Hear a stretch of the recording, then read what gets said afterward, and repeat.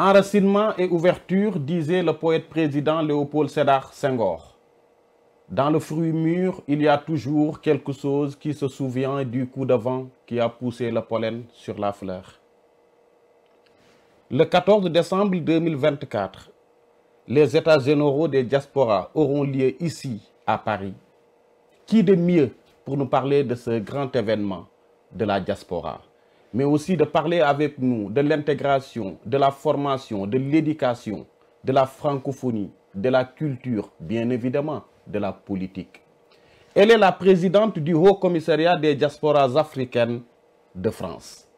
Madame Rachida Kaout est l'invitée de votre émission Défense de sa terre. Madame Rachida, bonjour. Bonjour, bonjour à toutes et à tous. C'est un vrai plaisir aujourd'hui de me trouver devant vous. Merci. Pour pouvoir partager ce moment unique et parler surtout de notre très gros événement qui marquera l'histoire et notre temps. Absolument. Les États généraux des diasporas africaines de France qui se tiendront, comme vous l'avez dit, le 14 décembre prochain. Merci beaucoup pour les éclaircissements. Madame Rachida, est-ce que vous pouvez revenir un peu sur votre parcours que je trouve élogieux et qui pourra influencer d'autres hommes, d'autres femmes, hommes avec un grand H? Oh, vous êtes charmant, oui. Alors un parcours très riche. Absolument.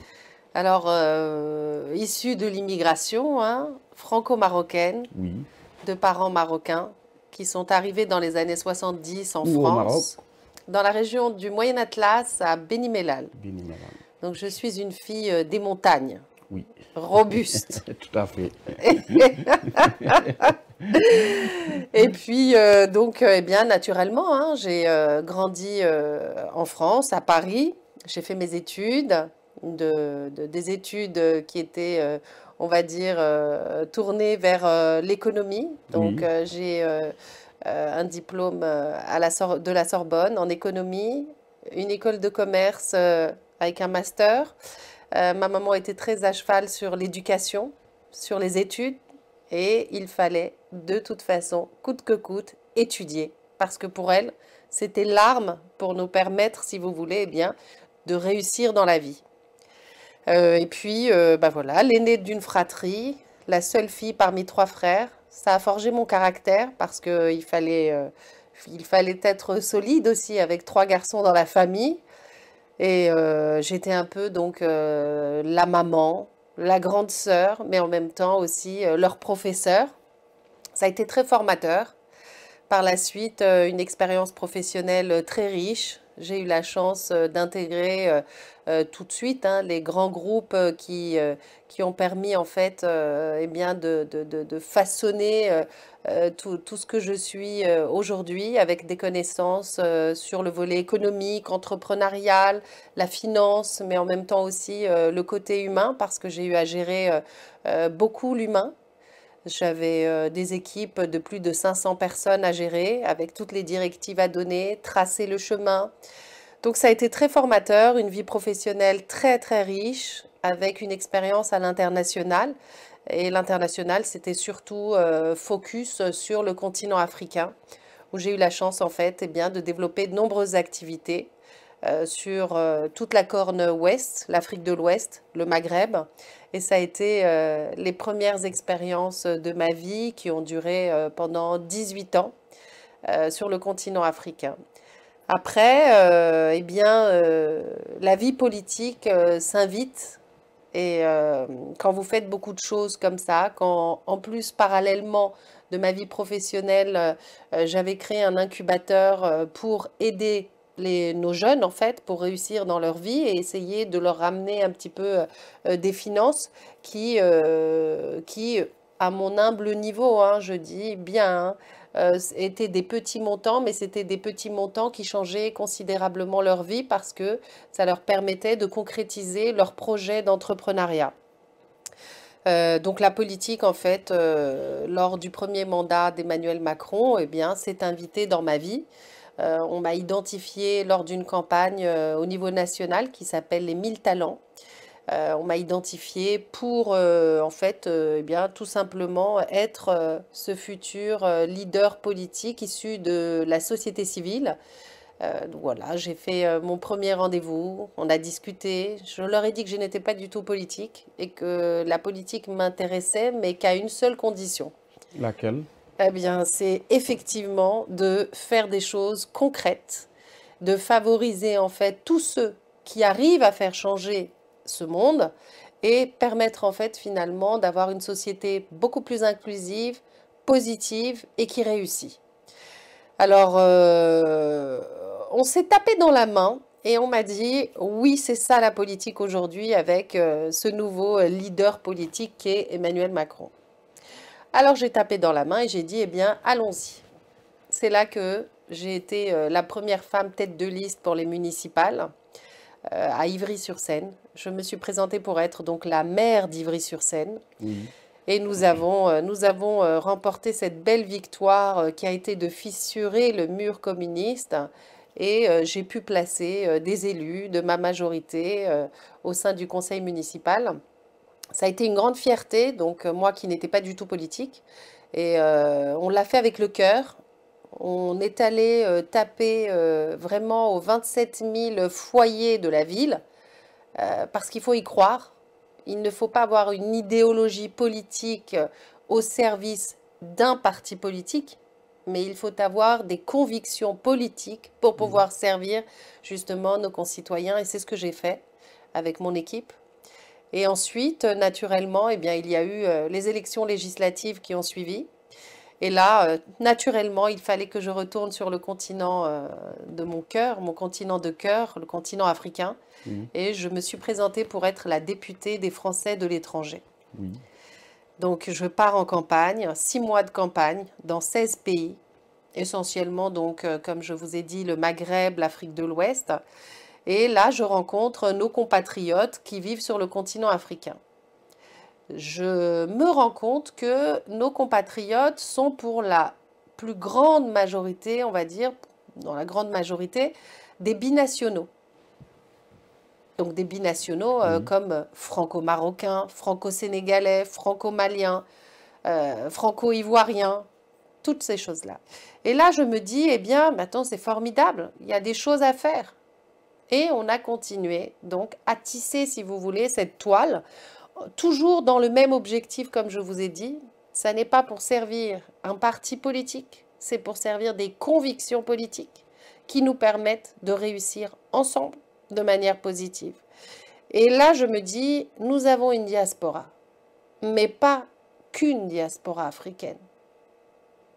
On y reviendra pour parler un peu de la création du Haut Commissariat des diasporas africaines de France. Vous avez démarré avec la question politique avec Emmanuel Macron. Actuellement, depuis 2 mois, bientôt 3 mois, il n'y a qu'un Premier ministre.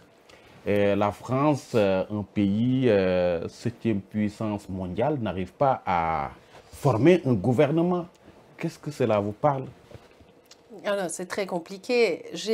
Encore une fois, je n'étais pas politique il y a 5 ans. Ouais. Aujourd'hui, je n'ai pas la prétention d'être une experte en politique, Oui. mais vous avez mon beaucoup de mots à évolution dire. fait que, Oui. mon évolution fait que, effectivement, aujourd'hui, j'ai une analyse très pointue sur ce qu'est la politique. Et je peux dire que les choses ne sont pas aussi faciles. C'est très compliqué de pouvoir répondre finalement à toute cette population qui est en attente, mais surtout qui est exigeante.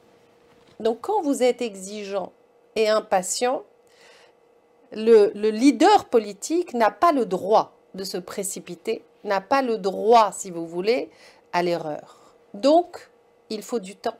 Et c'est avec le temps qu'on prend les bonnes décisions. Pourquoi? Parce que il faut consulter, il faut évidemment écouter toutes les mouvances politiques et répondre au mieux, si vous voulez, aux attentes. Mais une chose est sûre, on ne peut pas répondre à toutes les attentes. C'est impossible. C'est mentir aussi aux Français, c'est ce que je dis. On ne peut pas. On ne peut pas. Et même à tous nos concitoyens qui vivent sur le territoire. Donc, qu'est-ce que vous faites? Eh bien, vous essayez de vous approcher de ce qui va apparaître, en fait, si vous voulez, et qui sera le plus proche des attentes. Mais la perfection n'existe pas. Oui. Mais vous l'avez évoqué tout à l'heure concernant cette exigence. Cette exigence, elle est partout. Mais les autres États, gouvernements ont arrivé à constituer un gouvernement pour déclencher quelque chose. Quel que soit le gouvernement que Emmanuel Macron mettra sur place, il y aura des critiques. Donc, il faut mettre en place quelque chose pour démarrer. Il y a toujours. Parce que c'est lui qui définit la politique de la nation.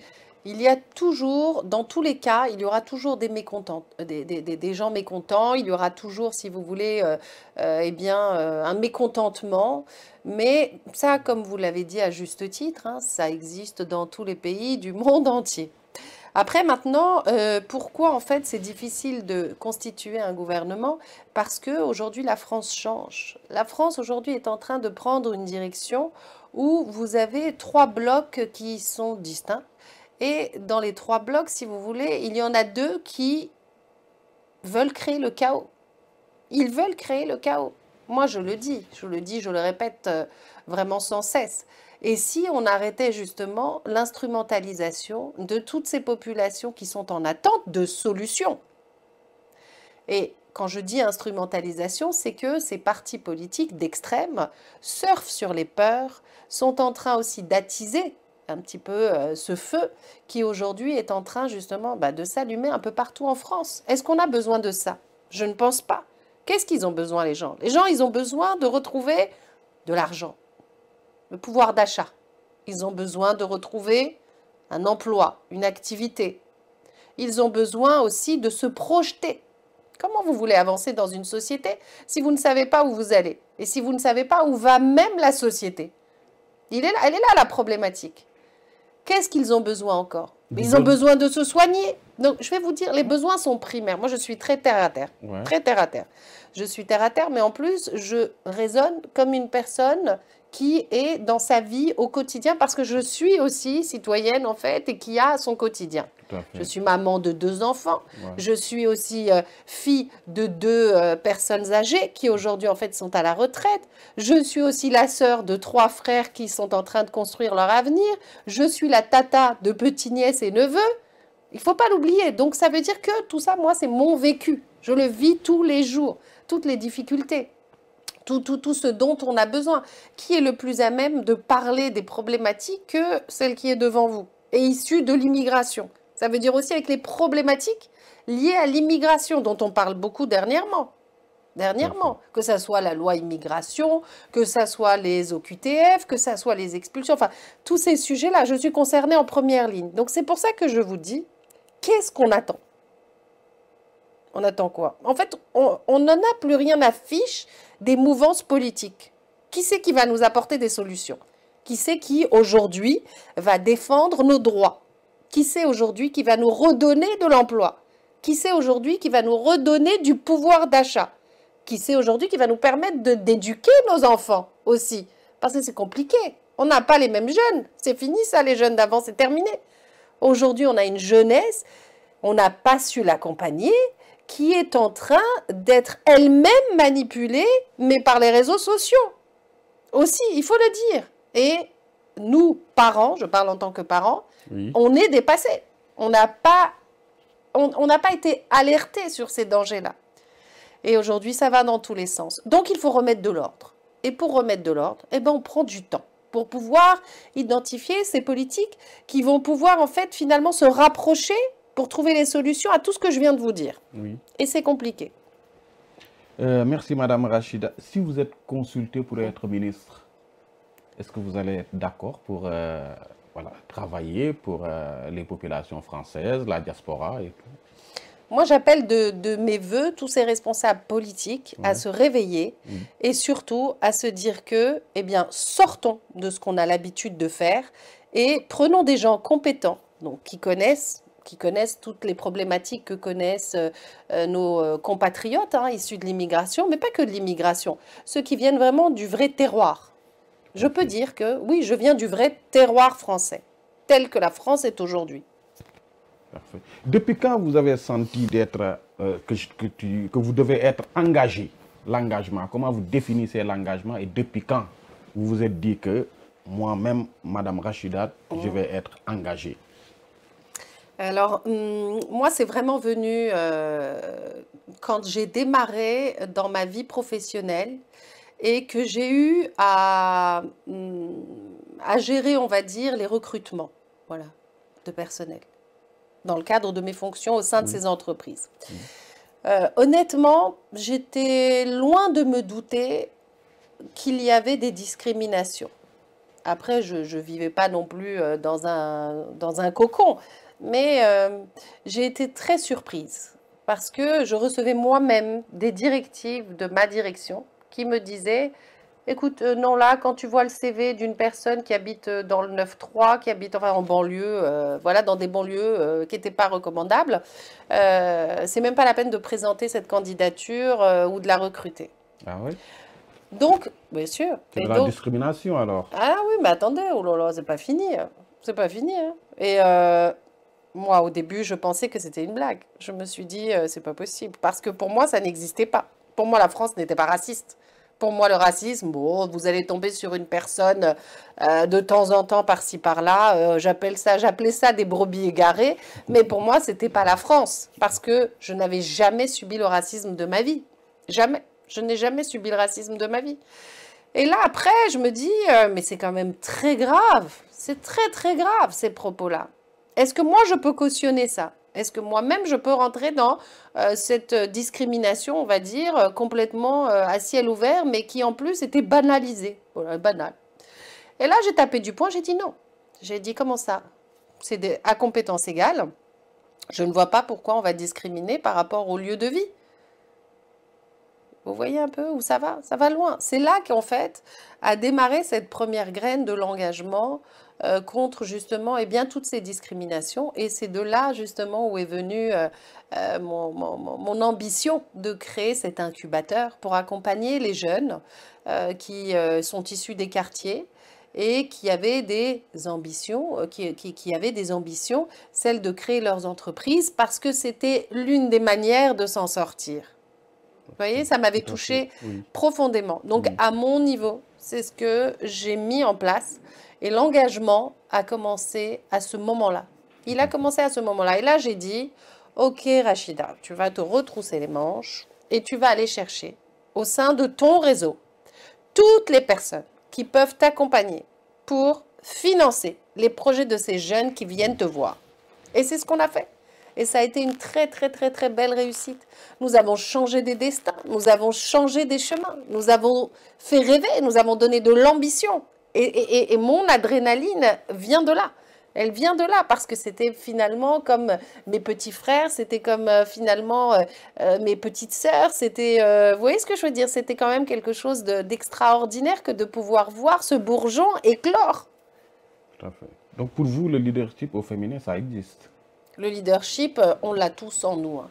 C'est juste tout simplement, chaque personne a le moment où eh bien, ça doit se déclencher. Vous voyez? Donc voilà. Mais on est tous leaders.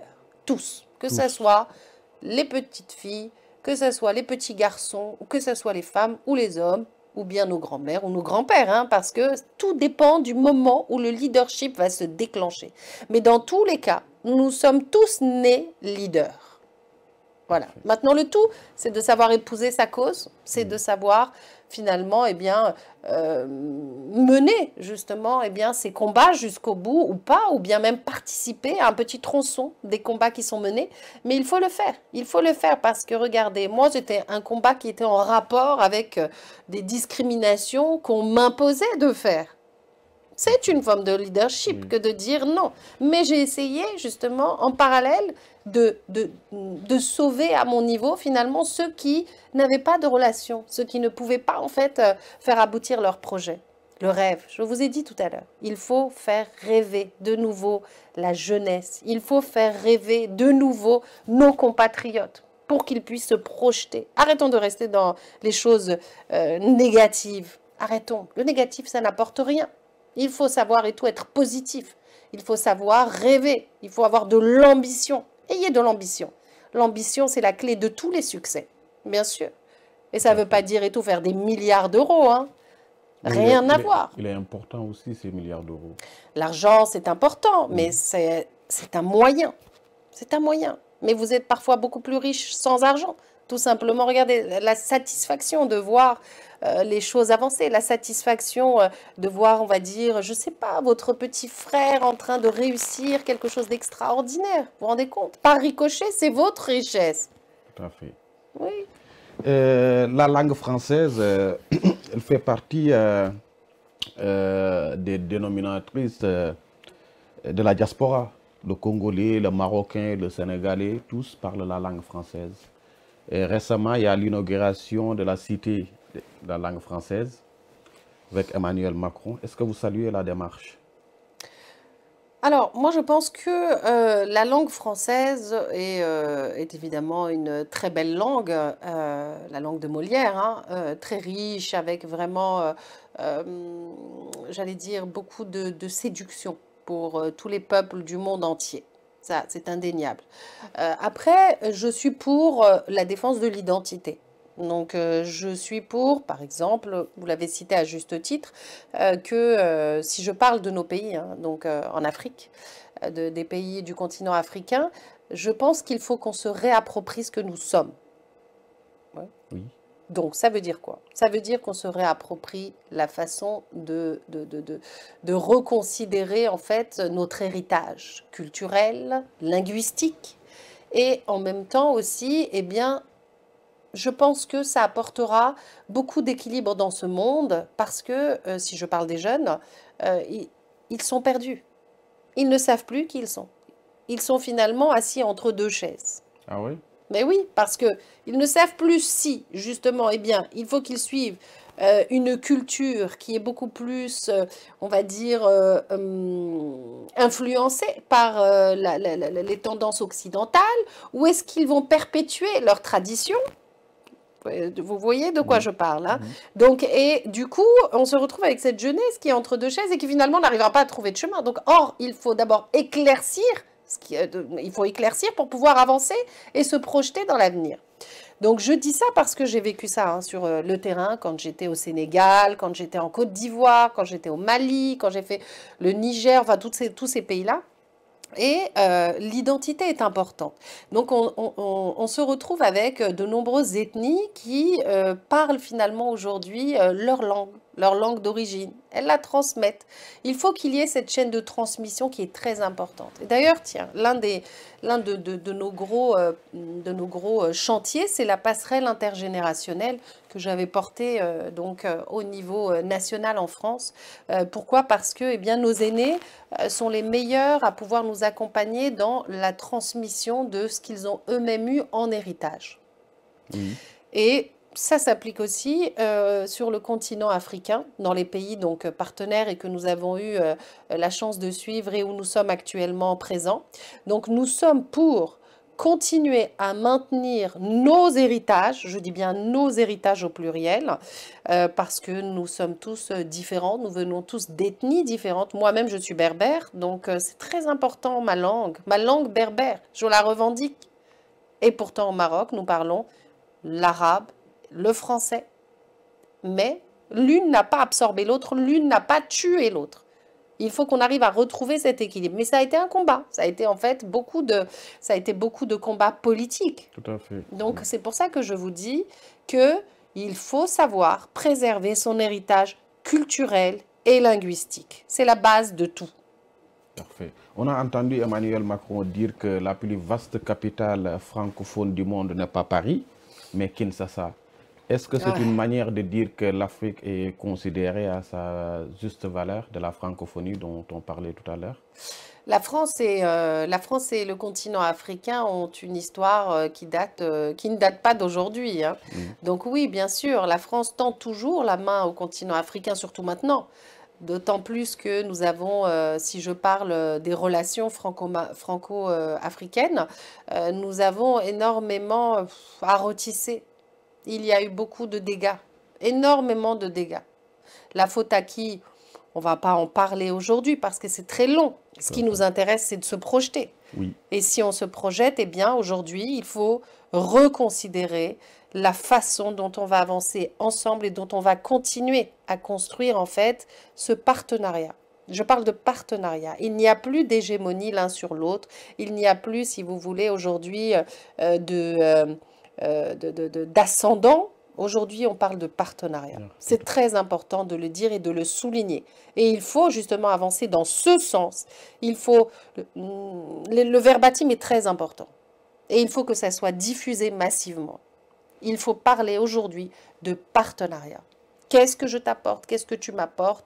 Tout en continuant en fait à rester dans cette même famille parce que nous avons toujours grandi ensemble. Mais ce partenariat est décrié par la jeunesse africaine. Oui. La situation entre la France et les pays du Sahel sont tendues actuellement. Donc, est-ce que ce partenariat gagnant-gagnant dont vous faites allusion, il est réel, ce partenariat n'existe pas? Non, pour l'instant, je vais vous dire, c'est les prémices de ce nouveau partenariat, ce nouveau pacte. La jeunesse, effectivement, que je connais très bien pour l'accompagner tous les jours, aujourd'hui n'est absolument pas, si vous voulez, ouverte à considérer, si vous voulez, cette nouvelle relation de la France avec leur pays. Qui doit changer sa démarche? Non, ce qu'il faut, c'est tout simplement se dire que la France doit revoir sa copie. La France doit revoir sa copie. Et aujourd'hui, nous avons une jeunesse qui est compétente sur le continent. On l'a toujours eu, hein, en réalité. Mais sauf qu'aujourd'hui, eh bien, elle s'est réveillée et elle dit stop. Aujourd'hui, je suis compétent pour pouvoir. On l'a vu, quel bel exemple que le Sénégal. Quel bel exemple que le Sénégal.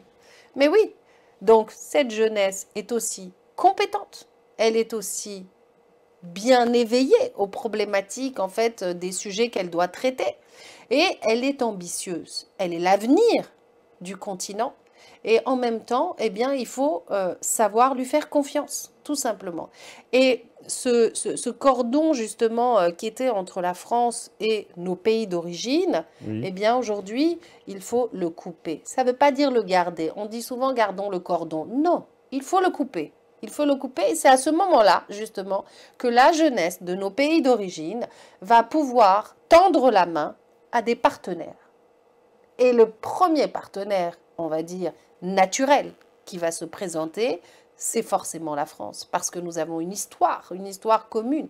Mais il n'y a plus, si vous voulez, à considérer le fait que les choses vont être imposées depuis la France. Ça, c'est fini. Nous changeons d'air. Aujourd'hui, nous parlons d'une autre Afrique. Aujourd'hui, nous parlons du rêve africain. Et nous sommes en plein dedans. Parfait. On va évoquer la question concernant les diasporas. Nous, on connaissait la diaspora sénégalaise, congolaise, marocaine, tunisienne, la diaspora dans sa globalité.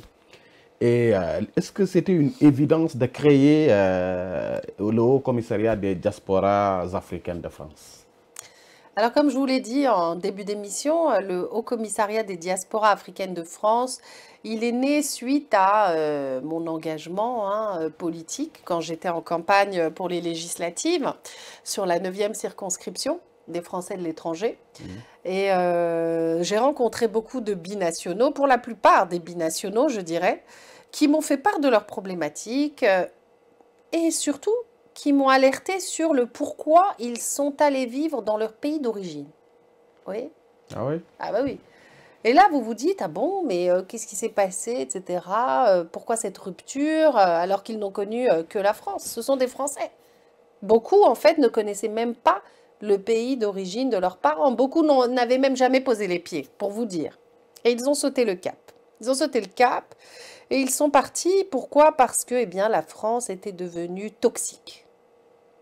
Toxique? La France était devenue toxique. Ouais. La France commençait justement à devenir ce pays qui banalisait les violences racistes, qui commençait justement à semer les graines du chaos entre les populations, en attisant la haine de l'autre. Donc c'était devenu, si vous voulez, quelque chose d'invivable pour eux. Mais en même temps, ils ont vu aussi la situation se dégrader. Oui. Politiquement aussi. Et est-ce qu'ils avaient besoin de cela? Ils se sont posé la question, j'ai échangé avec eux, hein, c'est pour ça que je vous dis tout ça. Oui. Et en même temps, pour l'éducation de leurs enfants, ils ne voyaient plus, si vous voulez, donc cette France qu'ils avaient connue eux-mêmes quand ils étaient jeunes. C'était plus la France d'avant. La France a changé. Donc ils ont pris leur baluchon et puis ils sont partis en Afrique, dans le pays d'origine de leurs parents. Ils se sont installés, ils ont créé une nouvelle vie, de nouveaux amis. Et là, je me suis dit non, on ne peut pas. Et c'est là qu'après, j'ai vu qu'il y avait une véritable force. C'était justement celle des diasporas, de leur ambition pour la France Oui. et de leur ambition pour leur pays d'origine. Ah oui. Donc là, je me suis posée avec mes équipes et on s'est dit, qu'est-ce qu'on fait? J'ai dit, écoutez, voilà ce qu'on va faire. On va monter une fédération qui va regrouper toutes les diasporas africaines et on va travailler sur 2 vecteurs. Le premier vecteur, c'est la lutte contre toutes les discriminations en France. Mais ces discriminations, elles viennent d'où? Parce qu'il faut toujours remonter à l'origine de, en fait, quelle peut être la solution qui va faire qu'on va éradiquer cette discrimination, ce racisme ambiant, etc., et décomplexé. Et c'est là qu'en fait, après, naturellement, la question de la citoyenneté s'est posée. Ah ben oui, la base de tout, c'est la citoyenneté. Si vous n'êtes même pas considéré comme citoyen, donc quelle est votre place? Vous n'avez pas de place. Donc travaillons sur ça. Mais pour travailler sur ça, il faut les politiques, il faut les collectivités, il faut les mairies et il faut les associations pour diffuser massivement cette notion de citoyenneté. Et là, j'ai mené une enquête auprès de toutes les associations diasporiques en France, donc les franco-sénégalais, les franco-marocains, les franco-ivoiriens, maliens, algériens, tunisiens. Ça a été une consultation exceptionnelle sur 32 nationalités. Et tous, unanimement, vous ont dit ben non, mais c'est quoi d'être citoyen en France? C'est extraordinaire. Donc, en fait, on avait trouvé d'où venait le problème. Donc, nos compatriotes issus de l'immigration ne savaient même pas quelle était leur place en France, ni leurs droits, ni leurs devoirs, qui est la base de tout. Donc, un de nos premiers chantiers, c'est justement de travailler sur ce vecteur-là. Comment?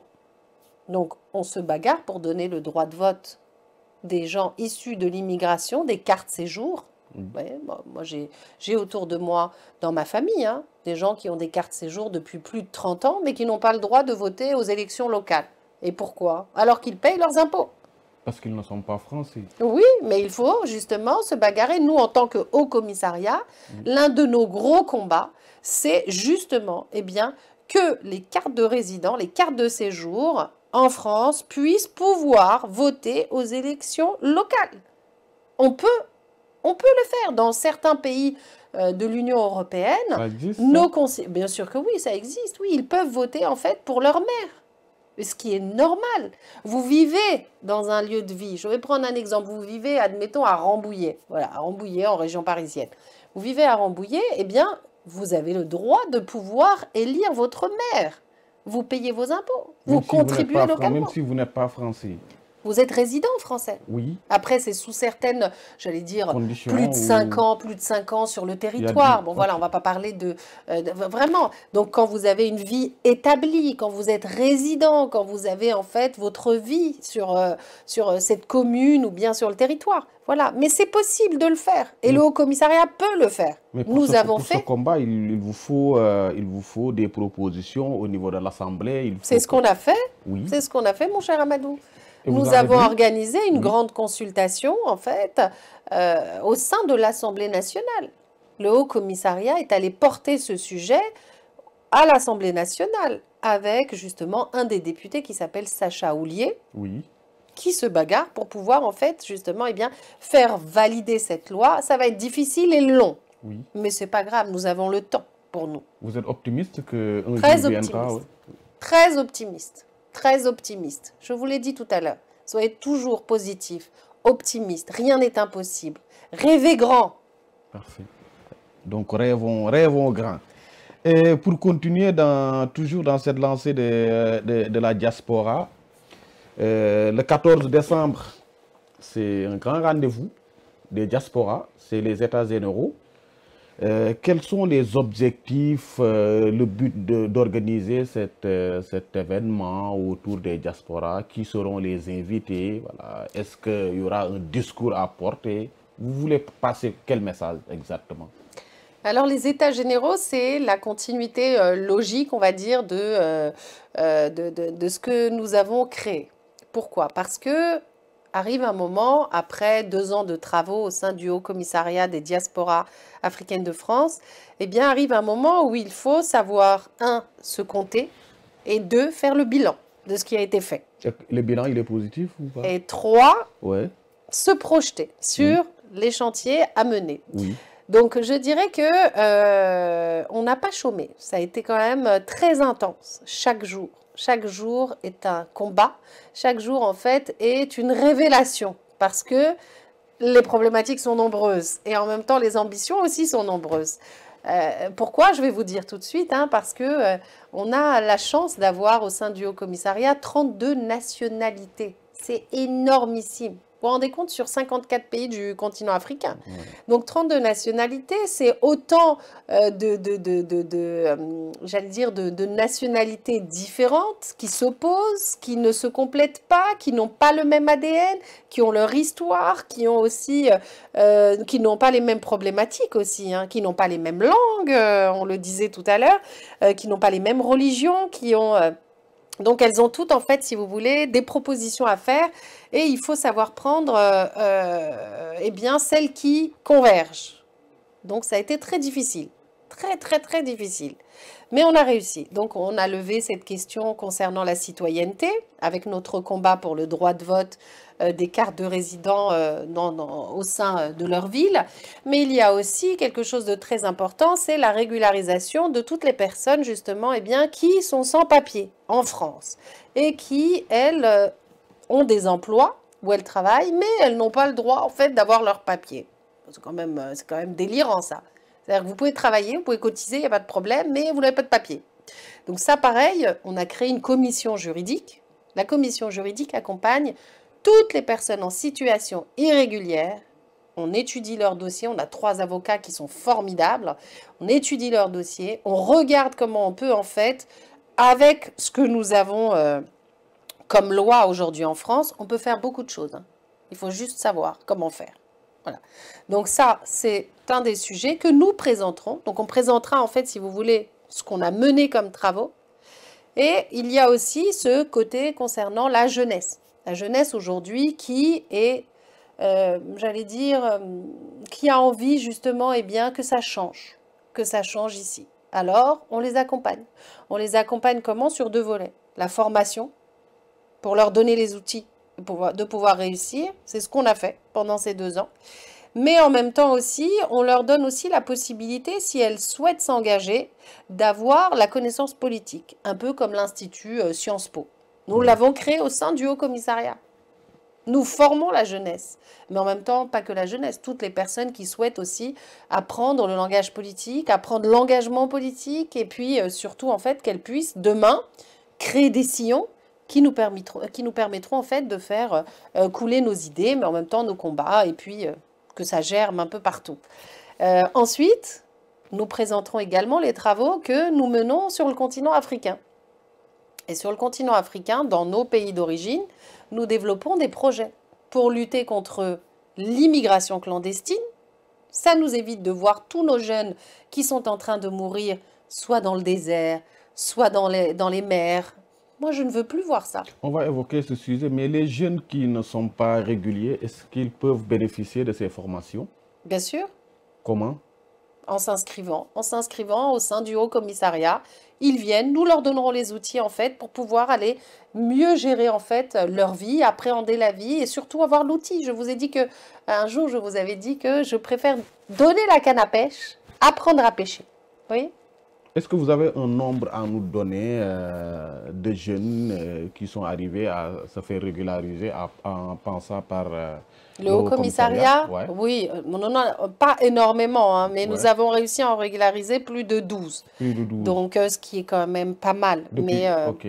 depuis même pas 1 an et demi là. Parfait, On a commencé les dossiers de très régulatrice. important. Ok. Oui, c'est très important, mais en plus... Et c'est des nationalités différentes aussi. C'est faisable, bien sûr, nationalités différentes, mais c'est faisable parce qu'en plus, on s'engage. Donc, on s'engage quand même. Il faut savoir que nous sommes devenus une entité reconnue auprès des instances locales en France, auprès en fait de tous les ministères aussi en France, mais en même temps dans nos pays d'origine.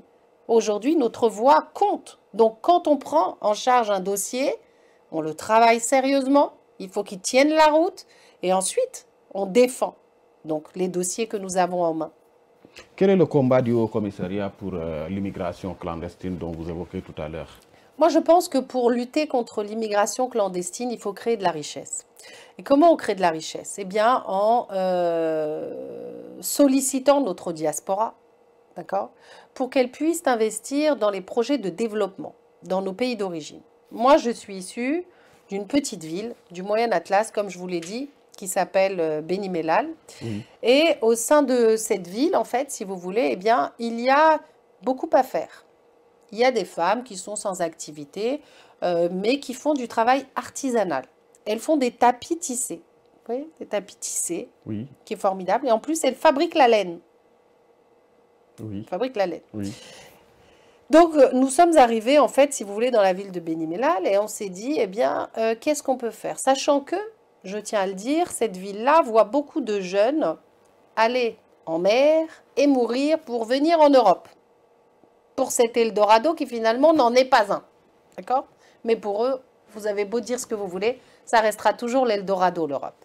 Donc, qu'est-ce qu'on a fait? On a créé, en fait, si vous voulez, des coopératives pour les femmes, pour valoriser leur travail, pour qu'elles puissent commercialiser leurs produits et surtout, pour leur rapporter en fait des fonds qui leur permettent bien d'apporter cet argent dans leur foyer, de faire vivre leurs enfants, de les nourrir, mais en même temps aussi de donner une nouvelle perspective à son jeune qui est avec elle. Admettons, elle a un enfant qui a 16 ans, qui est candidat à aller mourir, parce que faut... Moi, je dis que les meilleurs, on va dire, les meilleurs d'entre nous, ce sont ceux justement qui traversent la mer. Je vous jure, vous n'avez pas besoin de diplôme ou quoi que ce soit.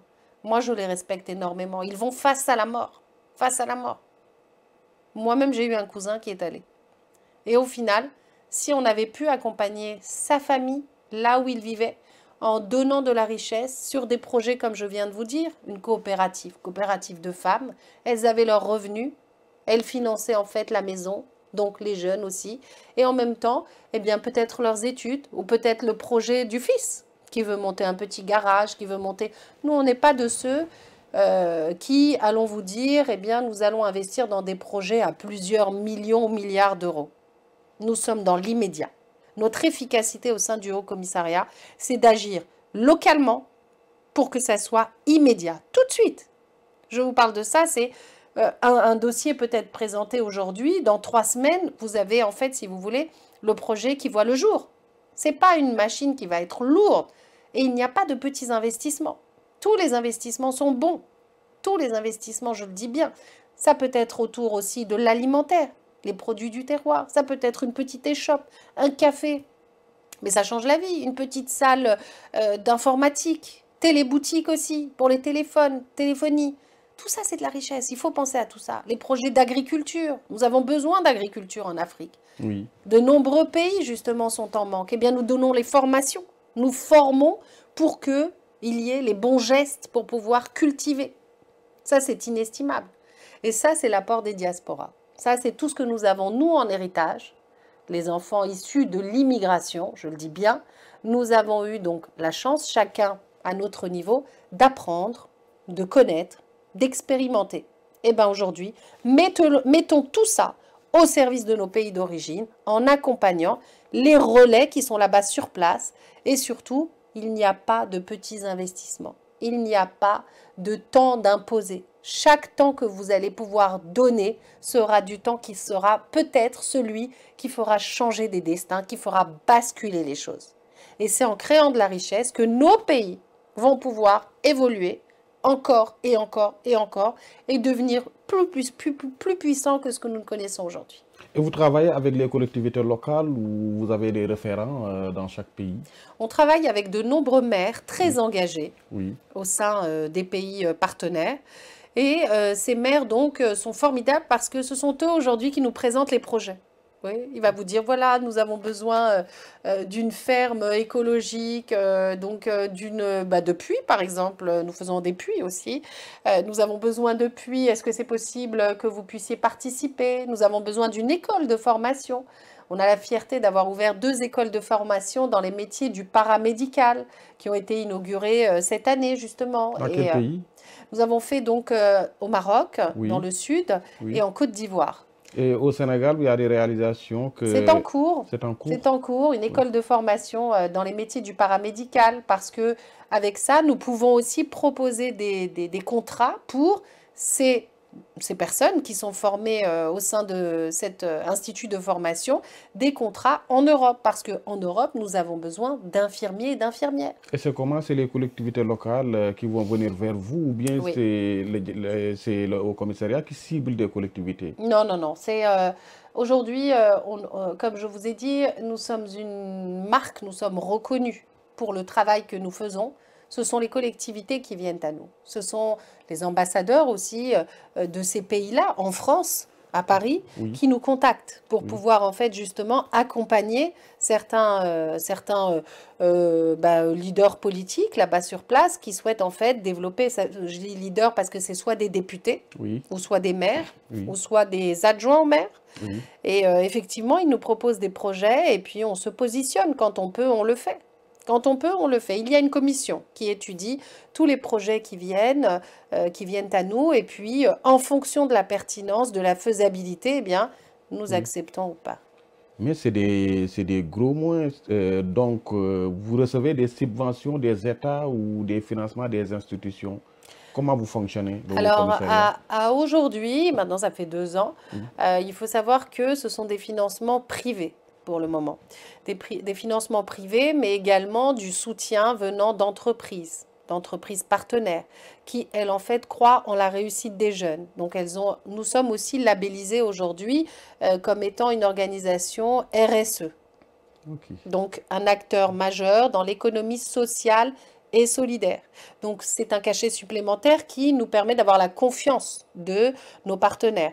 Mais nous ne sommes financés par aucun État et par aucune organisation publique. Mais on pourra bien sûr peut-être un jour faire des demandes pour avoir des subventions auprès de l'État, mais pour l'instant, nous n'avons pas eu spécialement le besoin. Voilà. D'accord.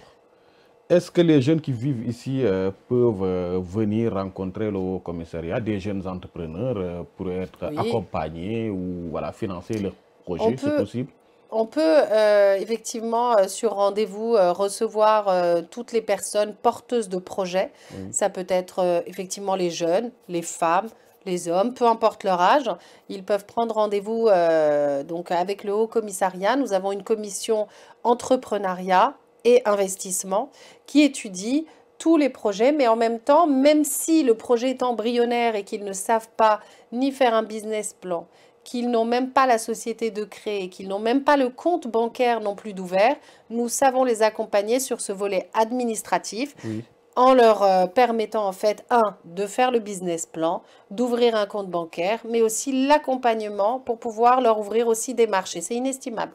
Donc, mais c'est sur rendez-vous parce qu'on est quand même pas mal surchargé et la tout à fait. commission, elle est efficace, elle répond rapidement, mais vous pouvez contacter le Haut Commissariat, bien sûr, et en fait, oui, c'est ça, participer, on va dire, aussi avec toutes les personnes qui sont au sein du Haut Commissariat à la réussite de votre projet. Et comment est composé le bureau du Haut Commissariat? Alors, le bureau, Oui, il y a donc les membres fondateurs oui. qui ont Chaque pays est cru représenté ou bien... au conseil d'administration, chaque pays est représenté. Voilà. ok. Il Mais y a le des... bureau, il y a les membres fondateurs Oui, et les membres d'honneur, qui ok, sont au nombre de 5 personnes. oui, Ensuite, vous avez le conseil d'administration où il y a les présidents de pays partenaires. Parce que dans chaque pays, nous nommons des présidents qui, eux, portent justement eh bien, les combats du Haut Commissariat, les projets du Haut Commissariat et qui sont notre voix dans le pays, en fait, dans lequel elles sont nos représentants. Donc, vous avez des référents dans chaque pays. Dans chaque pays, nous avons des référents, tout à fait. Ok. Chaque pays. Donc, chaque pays peut pouvoir compter sur le Haut Commissariat en passant par le président qui a été nommé pour nous représenter. Parfait. Donc, pour conclure, les États généraux, vous avez parlé tout à l'heure, l'objectif principal, c'est un discours à faire, c'est pour parler avec les autorités, les décideurs. L'objectif des États généraux, c'est, comme je vous ai dit, de pouvoir faire le bilan de tout ce que nous avons fait, Oui, le bilan de la situation aussi oui, des diasporas. oui, Ah oui, c'est très important aujourd'hui de parler de qui sont ces diasporas. On n'a jamais parlé des diasporas, on parle toujours des gens qui viennent d'Afrique, etc. Non, non, les gens qui viennent d'Afrique, ce sont des diasporas qui peuvent être puissantes pour leur pays d'origine, mais aussi pour la France, parce que nous sommes un atout pour la France. Il faut le répéter, non-stop, non-stop et non-stop. Nous sommes un atout pour la France. Donc, les États généraux sera l'occasion de rappeler ce que je viens de vous dire, d'accord? oui, Sur le fait que nous sommes la richesse aussi de ce pays, oui, comme aux États-Unis, les diasporas l'ont été, et c'est ce qui fait qu'aujourd'hui, les États-Unis sont ce qu'ils sont, avec cette belle réussite, on va dire. Donc, et en même temps, ça sera l'occasion, comme je vous ai dit, de faire une plénière d'ouverture avec un discours qui sera un discours ciblé et qui aura pour objectif effectivement d'interpeller les politiques, les dirigeants de ce monde, parce qu'on va parler à la planète entière sur l'importance des diasporas, sur le poids qu'elles peuvent jouer politiquement, sur la voix qu'elles peuvent porter aussi, et sur le fait qu'il ne faut pas les négliger, parce que effectivement elles peuvent faire basculer les choses, d'accord, de manière positive ou de manière négative. Donc, ça sera l'occasion de rappeler tout cela lors de la plénière d'ouverture avec des invités très prestigieux. Il y aura donc Comme un qui? président, Oui, c'est la surprise. c'est la surprise. Il y aura un Donc, laissons la président, surprise, ouais. il y aura un président issu du continent africain qui nous honore de sa D'accord. présence. Il y aura des premières dames très engagées de Oui, plusieurs pays du oui, continent africain. oui, Il y aura donc effectivement aussi des ministres oui, chargés aux affaires étrangères et diaspora. oui. Et donc, ça va être une manifestation exceptionnelle où nous attendons 500 personnes, où il y aura également une exposition de l'art africain, de ce qui nous fait vibrer au quotidien avec toute notre richesse. Tout à fait. Il y aura également une ouverture avec un spectacle digne de ce nom, Oui, où se mêleront justement couleurs, passion, engouement avec toute cette joie de vivre que nous avons et qui nous caractérise sur le continent africain, mais surtout des ateliers. C'est là que c'est important. Donc il y aura des ateliers qui seront animés par des professionnels, des gens donc compétents dans le domaine, et où il y aura une production d'idées, de propositions sur des sujets précis. il y aura des thématiques. Il y aura des thématiques, dont l'entrepreneuriat, dont l'engagement des femmes aussi, parce que les femmes, pour nous, nous avons une commission qui s'appelle Femmes Africa. Nous sommes convaincus que c'est en boostant et en aidant les femmes que, justement, nous permettrons une meilleure éducation et surtout, en fait, un avenir un peu plus positif, on va dire, que ce soit pour nos sociétés ou encore pour ce monde. Donc, il y aura donc des ateliers et le fruit de ces ateliers, des travaux qui seront menés autour des tables rondes qui seront animées par des experts, seront en fait une contribution dans un rapport d'activité des États généraux sur la journée. Et ce rapport d'activité sera distribué aux dirigeants de ce monde, mais également à l'ONU, parce que nous avons besoin qu'aujourd'hui, les diasporas africaines de France jouent leur partition, parce qu'elles sont aujourd'hui celles qui envoient énormément de fonds dans nos pays d'origine. Donc elles contribuent aussi à la richesse, Tout mais à ça fait. n'est pas reconnu. On dit souvent que c'est pour de l'aide alimentaire, que c'est pour de l'achat immobilier. Non, pas du tout. Il faut savoir identifier et positionner les choses. Et ça fait partie de ce que nous portons comme combat aujourd'hui, parce que les diasporas sont aujourd'hui, eh bien, cette voie supplémentaire qui se rajoute en fait à tous ces dirigeants aujourd'hui dans le monde, mais qui finalement font un travail peut-être fabuleux, mais elles ont besoin de cette voie-là, celle des diasporas. Merci beaucoup. Est-ce qu'il y a une femme ou une personne qui vous influence, qui vous inspire dans ce monde? Oui, ma mère. Votre maman? Ouais. Ok. Ma mère qui est une battante, qui est une personne qui a élevé 4 enfants, qui est une personne qui non seulement élevait les enfants, mais s'occupait également du mari, parce qu'il ne faut pas l'oublier, nous avons une culture africaine, donc on s'occupe de la maison, des enfants, du mari, du travail, et qui travaillait qui avait vraiment avec acharnement. Ouais. C'est une femme qui était commerçante, qui a fait les marchés parisiens et régions parisiennes. Donc pendant près de 26 ans. Est-ce que vous imaginez les marchés? Les marchés, ça veut dire que vous êtes debout à 6 heures du matin, que vous faites vos déballages à 6 heures et quelques du matin, et que vous êtes là avec vos parasols, et c'était une femme, je l'ai vue, j'ai grandi comme ça auprès d'elle. Donc, et j'étais moi-même j'étais à contribution. Avant d'aller à l'école, je démarrais les cours à 8 heures et à 6 heures du matin, j'étais sur le marché avec elle en train de déballer. Et après, avec mon cartable, à courir à l'école. Vous imaginez quel meilleur exemple je peux avoir que celui-là? Et la réussite. Et c'est ce qui fait que ça a été une femme qui a tout sacrifié. Pourquoi? Pour nous donner des études dignes de ce nom, pour nous nourrir, nous habiller, nous donner cette joie de vivre aussi par les vacances qu'elle payait, où elle contribuait. C'est une femme extraordinaire. Pour moi, c'est le plus bel exemple que je peux avoir dans ma vie et qui ne se plaignait jamais. Elle remerciait Dieu tous les jours. Oui, Parfait. elle remerciait Dieu tous les jours parce que quand elle se levait le matin, elle disait tout le temps: merci mon Dieu de se lever en bonne santé. Oui. Liberté, égalité, diversité. C'est ça. Pourquoi diversité? Diversité parce que à l'heure de la mondialisation, on ne peut plus parler en fait de pays repliés sur lui-même. C'est pas possible. Donc d'où la diversité à tous les niveaux. Parfait. Tant qu'il y a le ciel, il y a toujours de l'espoir qu'un oiseau y passe. Votre émission Défense de sa terre recevait une grande dame engagée, politique, qui a des valeurs, qui inspire l'homme dans sa globalité avec un grand H. Madame Rachida, quel est votre dernier mot? Croyez en vous. L'African Dream, c'est aujourd'hui. Et aujourd'hui, j'ai vraiment beaucoup d'émotions à partager avec vous tout ce que nous avons fait. Parce que oui, nous l'avons fait. C'était pas facile de fédérer toutes ces origines différentes, toutes ces nationalités, toutes ces ethnies. Et si nous, on a réussi aujourd'hui, maintenant c'est à vous de continuer et de nous donner la force de continuer encore plus. Continuons la force. Vive les diasporas, vive les diasporas, vive les diasporas. Merci.